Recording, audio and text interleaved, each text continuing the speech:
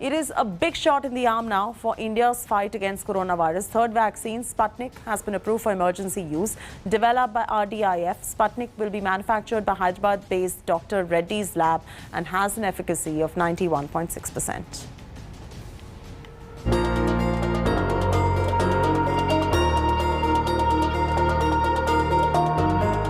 India gets third weapon in its fight against coronavirus.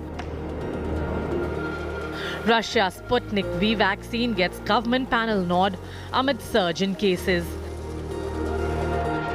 The other two vaccines, Covaxin and Covishield, developed by Bharat Biotech and Serum Institute of India, are also authorized under the restricted use approval category in India. Zydus Cadila's Zycov-D is in phase 3 trials in India. Johnson & Johnson's single-dose vaccine will also be approaching the DGCI to start trials. Genova Biopharmaceuticals, which has developed India's mRNA vaccine, has the approval for trials too. Bharat Biotech's nasal vaccine has also started its trials. Covovax again has got the approval for phase 3 trials. Serum Institute has developed this vaccine along with Novavax. Developed by Russia's Gamaleya Research Institute of Epidemiology and Microbiology,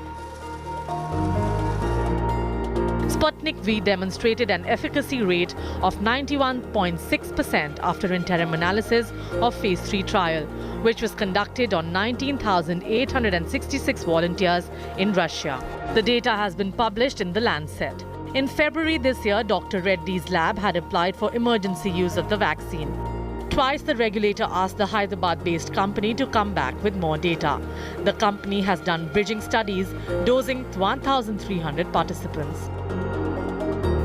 Data on all immunogenicity parameters, data of all serious adverse effects and RT-PCR positive cases after dosing, correlation of immunogenicity data, comparative analysis of data from Russia and India, fact sheets and consistency data with regard to clinical outcomes.